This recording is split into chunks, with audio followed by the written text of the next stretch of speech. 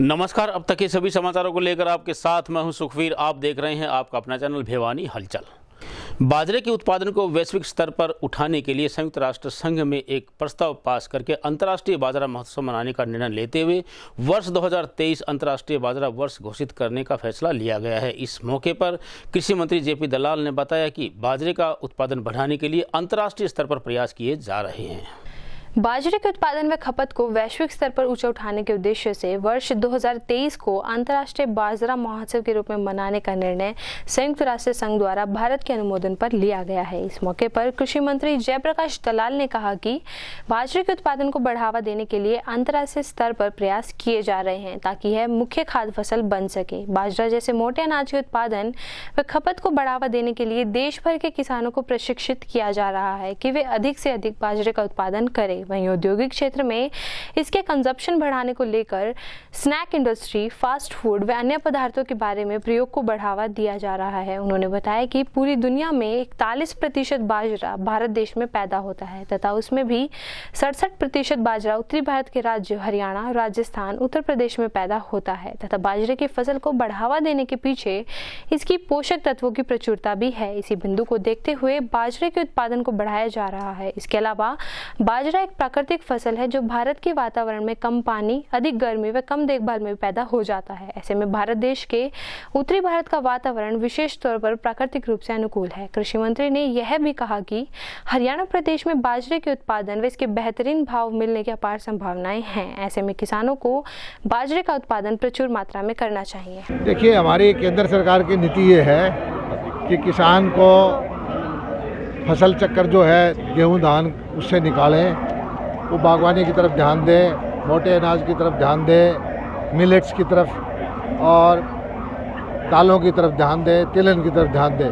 हमने यहाँ पर मोटे अनाज का HAU का सेंटर भी बनवाया है, बागवानी का सेंटर भी बनवाया है, हॉर्टिकल्चर यूनिवर्सिटी का सेंटर भी बनवाया है और सारी दुनिया ये कोशिश कर रही है कि जो दूसरे अनाज हैं, मोटे अनाज, उनका प्रचलन चले और गेहूँ से दुनिया उल्टा हटना शुरू हो गई है। मोटे अनाज का उपयोग करने में ज़्यादा उनको लाभ दिखाई देता है, इसमें मिनरल है, आयरन है, या ज़्यादा लाभदायक है और इसीलिए हमने यहाँ ये कार्यक्रम करवाया और किसान भाइयों से कहा है कि आप जो नकली सामान, नकली फर्टिलाइज़र, नकली पेस्टिसाइड उससे बचें, बिल लेके चलें और कोई भी आपको गलत चीज़ देगा उसको आपकी नुकसान की भरपाई मैं करवाऊँगा। बाजरे के मूल्य को लेकर के किस प्रकार की रहेगी? बाजरे का किसान खुश है। हमने 600 रुपये भावांतर भरपाई के दिए हैं, 2000 रुपये से बाजरा ऊपर बिका है और किसान को अच्छा कम खर्चे में अच्छा लाभदायक उपज मिली है। धन्यवाद भाई साहब। आज मैं आया हूँ यहाँ अंतर्राष्ट्रीय बाजरा महोत्सव का कार्यक्रम मनाया जा रहा है यहाँ पे, ठीक है। इस कार्यक्रम में हिस्सा लेने के लिए आया हूँ। यहाँ पर बाजरे की फसल के बारे में जानकारी दी गई है हमें, भाई कौन सा बाजरा लगाना चाहिए, किस प्रकार इसकी पैदावार बढ़ानी चाहिए। तो मैं 86M90 बाजरा लगाता हूँ जिसका पैदावार भी बहुत बढ़िया होती है, जिसका चारा भी बहुत अच्छा होता है, इसकी गुणवत्ता भी अच्छी है। और यहाँ पर बताया गया भाई ज़्यादा से ज़्यादा बाजरा उत्पादन किस प्रकार से किया जाए, तो इन्होंने खाद के बारे में, बीज के बारे में सभी जानकारियाँ हमें दी हैं। मैं मुकेश पुत्र श्री सुभाष चंद्र, गाँव अलाउद्दीनपुरा जी। मैं किसान हूँ और आज जो इंटरनेशनल बाजरा महोत्सव है, जो हम पहले जो बाजरा लगाया करते थे उनकी पैदावार बहुत कम थी और जो पायनियर 86M90, 86M94, इस बाजरे की पैदावार बहुत बढ़िया है जी। जो हमारे जो डांगर डोर बाजरा खा के, यो बाजरा खा के सांडा भर के हो गए जी, दूध भी ज़्यादा हो गया उनका। तो ये बाजरा आपने बहुत ज़्यादा पैदावार बनी इस बाजरे की। तो और अधिक उत्पादन के लिए किस प्रकार की जानकारी आपको दी गई? इसमें बहुत ज़्यादा जानकारी दी गई जी। बाजरा का लंबा सिट्टा कैसे करना है, बहुत ज़्यादा जानकारियाँ दी गई। सर, मैं सुरेश कुमार अलका बारडा, तहसील चरखी दादरी से आया हूँ। यहाँ अंतर्राष्ट्रीय बाजरा महोत्सव 2022 जो बैल के अंदर है, आज ये प्रोग्राम था, बहुत ही बढ़िया प्रोग्राम था। डिप्टी डायरेक्टर साहब, हमारे कृषि मंत्री जी और जयपुर से भी बहुत उच्च अधिकारी आए हुए थे जिन्होंने तरह तरह की जानकारियाँ दी गई। भाई हमें अपनी फसल उत्पादन को कैसे बढ़ाया जाए, खास करीब आगे आने वाला समय जो है बाजरा का ही फसल है हमारे देहाती इलाके में, तो उसके बारे में अच्छी अच्छी बातें बताई गई। भाई ज़मीन के अंदर जो खनिज लवणों की कमी होती है उसको कैसे पूरा किया जाए, अपनी बाजरा की उत्पादक क्षमता को कैसे बढ़ाया जाए, अपनी आमदनी को कैसे बढ़ाया जाए, तो किस प्रकार समय समय पर जो निराई गुड़ाई कैसे की जाए, यानी कि अनेक प्रकार की अपने जो उत्पादन के बारे में बहुत अच्छी जानकारी। आज हमने यहाँ पर बाजरा अंतर्राष्ट्रीय महोत्सव आयोजित किया है, जिसमें कि हरियाणा सरकार का बहुत बहुत हम आभार प्रकट करते हैं। और ये एक अंतर्राष्ट्रीय बाजरा महोत्सव इसलिए हम मना रहे हैं क्योंकि भारत सरकार ने संयुक्त राष्ट्र सभा में एक प्रस्ताव पारित किया था, जिसको लगभग 70 से ज़्यादा देशों ने अपनाया है और माना है कि बाजरा को इसके पोषक तत्वों को देखते हुए आने वाले जो 2023 वर्ष है उसको भारत का बाजरा महोत्सव वर्ष घोषित किया है। तो फिक्की द्वारा आयोजित और भारत सरकार और राज्य सरकारों के साथ मिलकर फिक्की ये जगह जगह पर आयोजित कर रहा है। जैसे कि हमने अभी 4 कर चुके हैं, हम जो 4 जगह हम ऑलरेडी इसको कर चुके हैं, जैसे कि मुरैना मध्य प्रदेश, कोटपुतली राजस्थान और हमारा धौलपुर राजस्थान, और एक हमने किया था भिंड मध्य प्रदेश। ये हमारा 5वां कार्यक्रम है जो कि हरियाणा में भिवानी डिस्ट्रिक्ट में बहल ज़िले में हो रहा है। सबसे पहले तो किसान को हमने बताया कि अच्छी पैदावार लेने के लिए सबसे पहले अपनी ज़मीन को अच्छे तरीके से तैयार करें, उसमें 40 से 50 किलो DAP का इस्तेमाल करें। उसके बाद बाजरे की बिजाई करें और बाजरे की बिजाई करने के उपरांत बाजरा का जो बीज दर है 1.5 किलो से 2 किलो के बीच में बाजरे का बीज दर डालें। बिजाई करने के बाद 0 से 72 घंटे, मतलब बिजाई करने के तुरंत बाद भी उसमें खरपतवार नाशक एक स्प्रे होता है एट्राजिन का, उस केमिकल का इस्तेमाल करके ज़मींदार बिजाई से पहले और बिजाई के बाद भी उसका इस्तेमाल करेगा तो खरपतवार कम जमाव होगा, जिससे बाजरे की ग्रोथ अच्छी आएगी। उसके बाद यदि 35 से 40 दिन पे पहले पानी पे ज़मींदार 25 से 30 किलो यूरिया का इस्तेमाल करें, जिसमें फुटान ज़्यादा होंगे और बाजरे की पैदावार भी ज़्यादा रहेगी। तो इस तरीके से यदि किसान अपनी ज़मीन को और बीजों का इस्तेमाल करता है तो निश्चित तौर पे उसकी 3 से 4 क्विंटल ज़्यादा पैदावार रहेगी और बाजरा अंत तक हरा भी रहता है, जिससे उसको चारे की जो किल्लत है वो कभी भी नहीं आएगी। सबसे पहले सभी को नमस्कार, और मैं कोटिवा को यहाँ रिप्रेजेंट करता हूँ। मेरा नाम जितेंद्र जोशी है। आज हम सब लोग यहाँ इकट्ठा हुए हैं क्योंकि 2023 भारत सरकार ने प्रयास करके एक अंतर्राष्ट्रीय बाजरा वर्ष के रूप में प्रमोट करने के ऊपर बहुत सारा काम किया है। और ये चीज़ हमारे देश के लिए, हमारे देश में जितने भी किसान बाजरा से जुड़े हुए हैं, मोटे अनाज से जुड़े हुए हैं, जो इंटरनेशनल ईयर ऑफ मिलेट्स है, उससे जो भी मोटे अनाज को ग्रो करने वाले किसान हैं उनके लिए बहुत गर्व का दिवस है।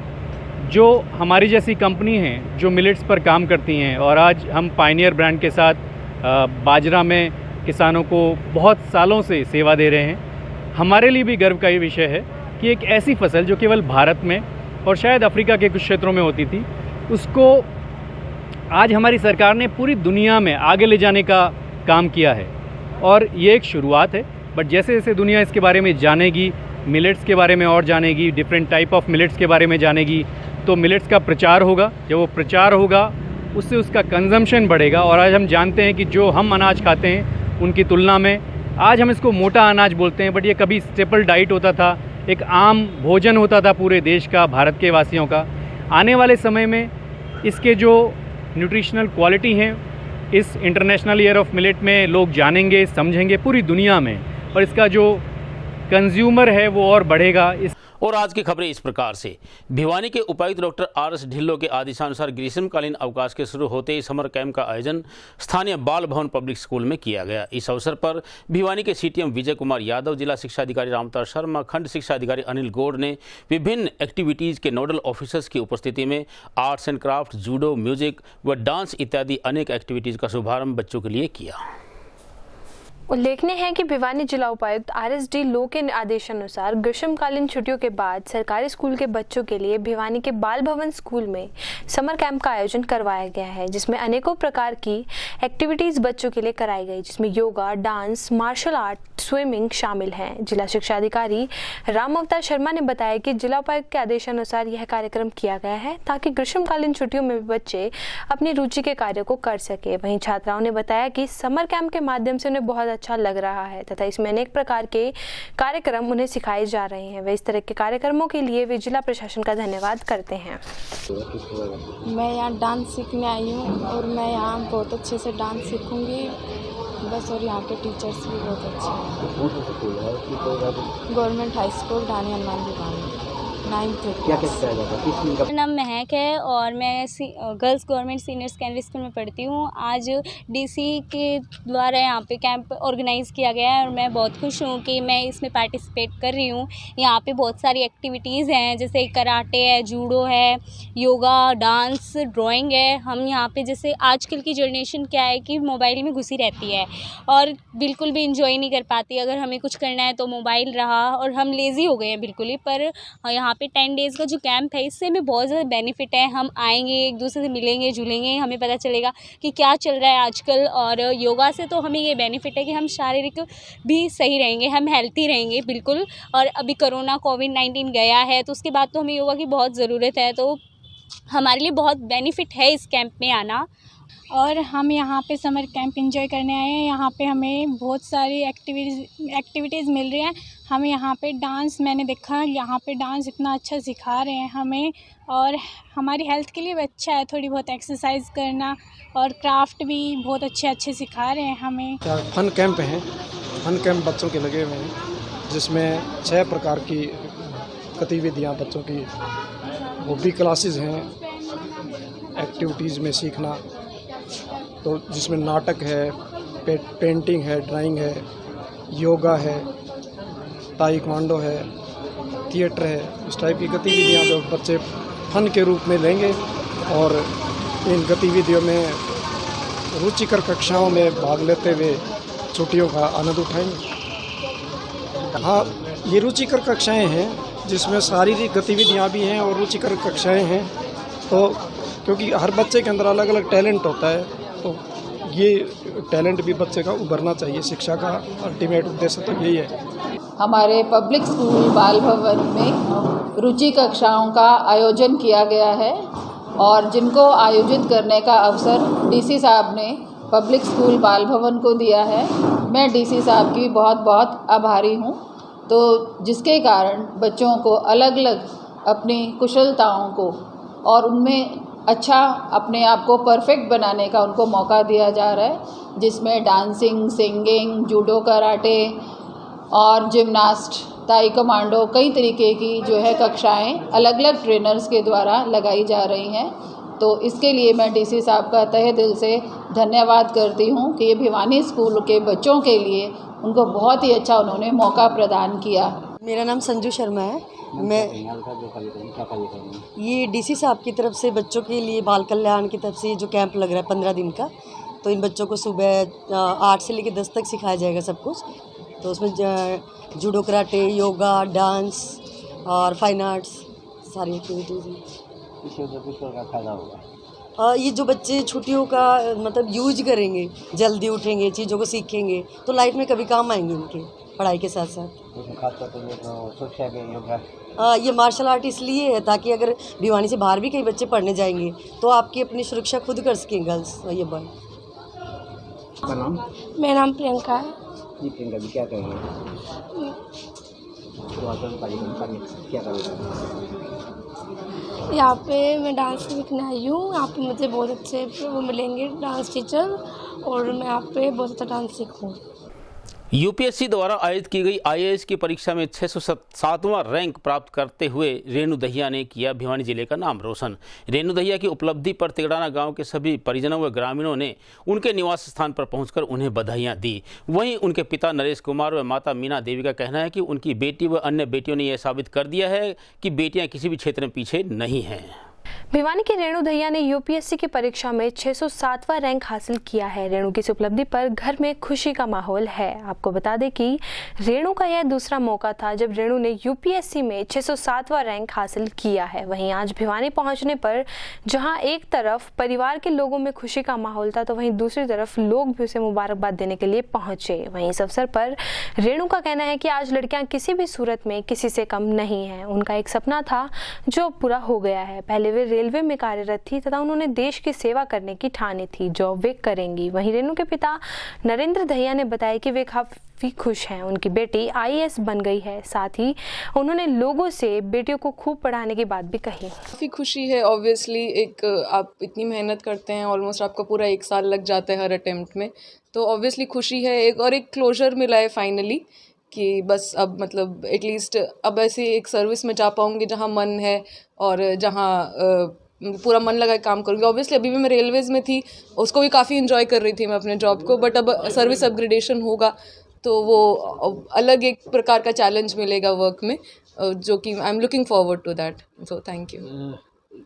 मैं एक वो छोटा सा उदाहरण देना चाहूँगी। हम लोग अभी एमपी में मंडला गए थे हम लोग के विलेज अटैचमेंट के लिए, तो वो पूरा काफ़ी ट्राइबल पॉपुलेशन है वहाँ पे, तो हम लोगों ने वहाँ पे काफ़ी करीबी तरीके से 5-6 दिन देखा कि वैसे कहाँ किस प्रकार से वो रहते हैं, किस प्रकार की उनकी प्रॉब्लम्स है। तो इस प्रकार से जो मुझे सीखने को मिला है अपनी इस ट्रेनिंग के दौरान भी, तो वो भी मैं वो नॉलेज और ऑब्वियसली जो अब आगे ट्रेनिंग मिलेगी मैं वो नॉलेज आराम से लगा पाऊँगी अपनी। तो वही है कि मेरा फोकस उसी चीज़ पे रहेगा कि जो छोटी छोटी चीज़ें हैं, जैसे पीडीएस हुआ, महिलाओं की सुरक्षा हुई पब्लिक स्पेसेस में, जो बहुत छोटी चीज़ें मुझे लगता है जो हम कर सकते हैं, तो मेरा फोकस उसी पे रहेगा एज एन ऑफिसर कि मैं ये सब चीज़ें कर पाऊँ।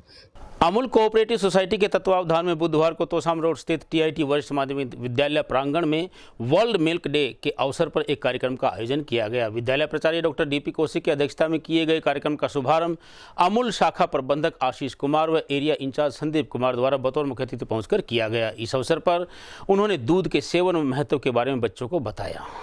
तोशाम रोड स्थित टीआईटी वरिष्ठ माध्यमिक विद्यालय के प्रांगण में अमूल कोऑपरेटिव सोसाइटी के तत्वाधान में वर्ल्ड मिल्क डे के उपलक्ष्य पर एक पेंटिंग प्रतियोगिता का आयोजन किया गया, जिसमें 100 से भी अधिक छात्र छात्राओं ने भाग लिया। इस अवसर पर अमूल शाखा के मैनेजर श्री आशीष जी, श्री देवेंद्र जी व एरिया इंचार्ज श्री संदीप जी ने शिरकत की। वहीं विद्यालय प्राचार्य डॉक्टर डीपी कौशिक ने बच्चों को दूध के महत्व के बारे में बताया कि दूध एक संपूर्ण आहार है तथा हमें इसका सेवन प्रतिदिन करना चाहिए। इस अवसर पर सांस्कृतिक कार्यक्रम का भी आयोजन किया गया। साथ ही पेंटिंग प्रतियोगिता में विजेता रहे छात्र छात्राओं को अधिकारियों ने पुरस्कृत कर उनके उज्जवल भविष्य की कामना भी की।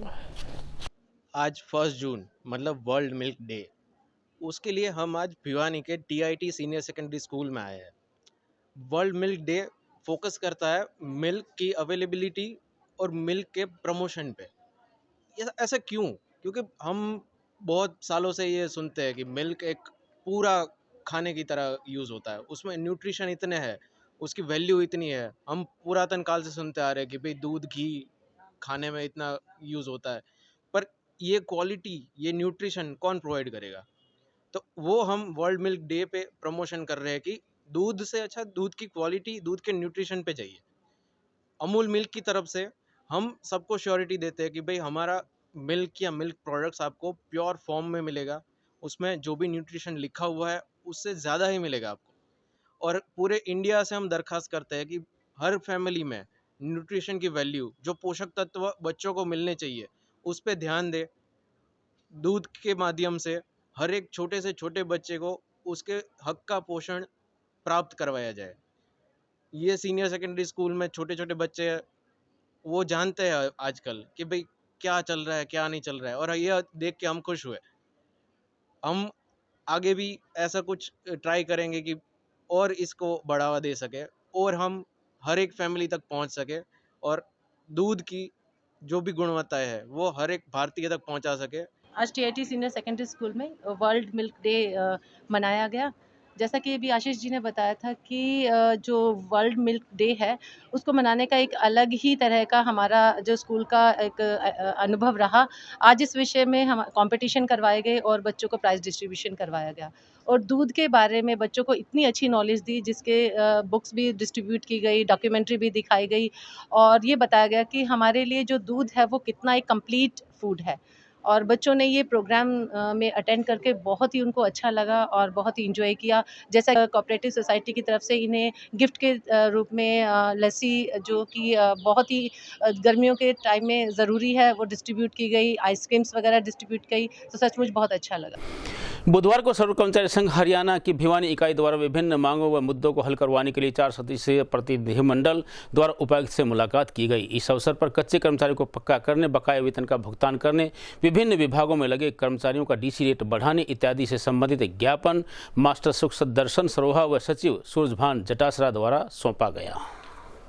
गौरतलब है कि 27 मई को हुए आंदोलन के बारे में वे अपनी विभिन्न मांगों को लेकर सर्व कर्मचारी संघ का 4 सदस्यीय प्रतिनिधि मंडल उपायुक्त से मिला। इस दौरान उन्होंने कर्मचारियों की विभिन्न मांगों को उपायुक्त के समक्ष रखा। वे उपायुक्त ने उन्हें आश्वासन दिया कि उनकी समस्याओं पर विचार करके जल्द समाधान किया जाएगा। वहीं कर्मचारी प्रधान ने बताया कि उन्होंने भिवानी स्वास्थ्य विभाग के कच्चे कर्मचारियों के रुके हुए ईपीएफ तनख्वाह व नगर परिषद कर्मचारियों को तनख्वाह न मिलने के कारण उन्हें बार बार प्रदर्शन करना पड़ता है। इसी तरह की विभिन्न मांगों को उपायुक्त के सामने रखा गया और उन्होंने बड़े ही सौहार्दपूर्ण ढंग से आश्वासन दिया है कि जल्द ही इन समस्याओं पर विचार करके समाधान किया जाएगा। आज सर्व कर्मचारी संघ का जिला प्रधान आज 4 सदस्यीय प्रतिनिधि मंडल के साथ हमारा प्रतिनिधि मंडल डीसी साहब से मिला है और 27 मई को हमने कर्मचारियों की मांग और मुद्दों को लेकर ज्ञापन दिया था डीसी साहब को। तो उसी दिन हमारे को डीसी साहब ने समय दिया था और उसी एवज में हम आज 11 बजे डीसी साहब से मिले हैं कर्मचारियों की मांग और मुद्दों को लेकर, जिसमें मुख्य मुद्दा हमारा जो 2018 में रोडवेज की जो हड़ताल थी और कर्मचारियों पर मुकदमे सरकार ने दर्ज किए थे और अभी पीछे सरकार ने मुकदमे वापस ले लिए। पूरे प्रदेश में मुकदमे वापस हो गए, लेकिन भिवानी और फतेहाबाद 2 जिले हैं जिनमें मुकदमे वापस नहीं हुए। हम उसका जो सरकार का पत्र और सर्व कर्मचारी संघ का पत्र हम डीसी साहब को देकर आए हैं, तो डीसी साहब ने कहा है कि मैं इसके ऊपर कार्रवाई करूंगा और तुरंत मुकदमे वापस होंगे। दूसरा, जो स्वास्थ्य विभाग में आउटसोर्सिंग के जो कर्मचारी लगे हुए हैं, आजकल हरियाणा रोजगार कौशल निगम में समाहित हो गया, उनका जो पीछे का ईपीएफ का पैसा है और ईएसआई का जो पैसा है, उनके तमाम पैसों का 5 साल से जो बहुत बड़ा घोटाला है, उसके ऊपर हमने कहा है डीसी साहब को कि उनका ये मतलब ईपीएफ का पैसा उनके खाते में जमा करा जाए। उसके ऊपर भी आश्वासन दिया है। दूसरा, नगर पालिका के जो कर्मचारी लगातार जब भी वेतन की बात आती है तो उनको हड़ताल करनी पड़ती है, तो हमने कहा है कि नगर पालिका के कर्मचारी वो काम करते जो आम कर्मचारी काम नहीं कर सकता। तो डीसी साहब ने इन तमाम बातों को लेकर हमें पूरा आश्वासन दिया है। बीती रात बैंक कॉलोनी स्थित दुर्गा स्पोर्ट्स एकेडमी में अज्ञात कारणों से आग लग गई, जिसके कारण हजारों रुपए का खेल का सामान जलकर राख हो गया। वहीं इस बारे में एकेडमी संचालक सोमवीर शर्मा ने बताया कि सूचना प्राप्त होते ही उन्होंने तुरंत दमकल विभाग को सूचित कर दिया था, लेकिन उनके आने तक लगभग 15 वर्ष पुराना रिकॉर्ड और खेल का सामान जलकर खाक हो चुका था। बैंक कॉलोनी स्थित दुर्गा स्पोर्ट्स एकेडमी में बीती रात आग लगने से हजारों का नुकसान हो गया। प्राप्त जानकारी के अनुसार बैंक कॉलोनी स्थित दुर्गा स्पोर्ट्स एकेडमी के संचालक सोमवीर शर्मा के अनुसार वे शाम को अपनी एकेडमी में बच्चों को परीक्षण देने के बाद बिजली के सभी स्विच बंद करके गए थे, लेकिन अज्ञात कारणों के चलते उनकी एकेडमी में आग लगने की सूचना पड़ोसियों ने उन्हें दी। वहीं जब रूम में जाकर देखा तो 10 से 15 साल पुराना रिकॉर्ड जलकर खाक हो चुका था। उन्होंने तुरंत इसकी सूचना फायर ब्रिगेड व पुलिस को दी तथा जब तक फायर ब्रिगेड ने आग पर काबू पाया तब तक एकेडमी का सारा सामान जलकर खाक हो चुका था। उन्होंने बताया कि बच्चों के सर्टिफिकेट और चैंपियनशिप के डॉक्यूमेंट्स भी जलकर खाक हो चुके हैं। वह तकरीबन 15 से 20 हजार का सामान जलकर खत्म हो गया। वहीं उन्होंने जिला प्रशासन से आर्थिक मदद की गुहार लगाई है और मैं बैंक कॉलोनी में दुर्गा स्पोर्ट्स एकेडमी चलाता हूँ। कल और जो एकेडमी के अंदर रेगुलर तौर पर सुबह शाम बच्चे प्रैक्टिस करते हैं। कल शाम को बच्चे प्रैक्टिस करके और हमने जो है टाइम से एकेडमी को बंद कर दिया था और लगभग रात के 12 बजे के आसपास मेरे एकेडमी में रहने वाले किराएदारों का फ़ोन आया कि ऐसे ऐसे ऑफिस में आग लगी है और पूरी भयंकर आग लगी हुई थी, जिसकी सूचना तुरंत फायर ब्रिगेड और डायल 112 पुलिस प्रशासन को दी गई, जो कि पुलिस प्रशासन और फायर ब्रिगेड की टीम तुरंत कार्रवाई करते हुए वो आए और आग पर काबू पाया, जिसमें एकेडमी का जो है एकेडमी में रखा हुआ जिला वुशु संघ भिवानी और ग्रैपलिंग कमेटी भिवानी का लगभग 10 से 12 साल पुराना रिकॉर्ड जो है जलकर राख हो गया। और इसके साथ साथ में एक कंप्यूटर और एक लैपटॉप और सीसीटीवी कैमरे की जितने भी सामान था वो जलकर राख हो गया। एक म्यूजिक सिस्टम था और इससे खेल से संबंधित कुछ सामान था, वो सब जलकर राख हो गई। और मेरा प्रशासन से, सरकार से मेरी मांग है कि मुझे इसकी जो है भरपाई की जाए, मुझे आर्थिक सहायता दी जाए। कितना नुकसान हुआ सर इसमें? मेरा लगभग 1.5 से 2 लाख रुपए का नुकसान हुआ है, जिसमें कि मेरी ऑफिस का जो है एकेडमी में जो फर्श तक टूट गया है, दीवारों की जो लिपाई थी उसके पापड़े तक फट गई। मिड डे मील कार्यकर्ता यूनियन हरियाणा से संबंधित AIUTUC इत्यादि के बैनर तले स्थानीय नेहरू पार्क में जिला प्रधान मीरा के नेतृत्व में एक बैठक का आयोजन किया गया। इस अवसर पर वक्ताओं द्वारा मिड डे मील कार्यकर्ताओं का मानदेय 3,500 रुपये से बढ़ाकर 7,000 रुपये करने पर सरकार का आभार व्यक्त किया। वहीं कमेटी सदस्य रामफल, सचिव राजकुमार बासिया इत्यादि के द्वारा अन्य मांगों से संबंधित ज्ञापन विभाग के निदेशक को। आपको बता दें कि सभा को AIUTUC के राज्य कमेटी सदस्य रामफल, जिला सचिव राजकुमार बासिया, धर्मवीर सिंह और यूनियन की जिला सचिव राजबाला ने संबोधित किया। वहीं वक्ताओं ने कहा कि मिड डे मील कार्यकर्ता यूनियन हरियाणा के बैनर तले हुए मिड डे मील कार्यकर्ताओं के आंदोलन के दबाव में प्रदेश सरकार द्वारा उनका मानदेय 3,500 से बढ़ाकर 7,000 रुपये प्रतिमाह किया गया है। इस पर सभी ने आभार जताया। उन्होंने कहा कि मिड डे मील कार्यकर्ता यूनियन हरियाणा संबंधित AIUTUC workers federation of India के बैनर तले चले आंदोलन की यह शानदार जीत है। वह मिड डे मील कार्यकर्ताओं का संघर्ष रंग लाया है। इस खुशी में उन्होंने विजय जुलूस निकाला और बची हुई मांगों को लेकर उपायुक्त भिवानी की मार्फत निर्देशक PM पोषण मौलिक शिक्षा पंचकुला हरियाणा को ज्ञापन सौंपा। आज की खबरों में बस इतना ही। अब मुझे दीजिए इजाजत। देखते रहिए आपका अपना चैनल भिवानी हलचल।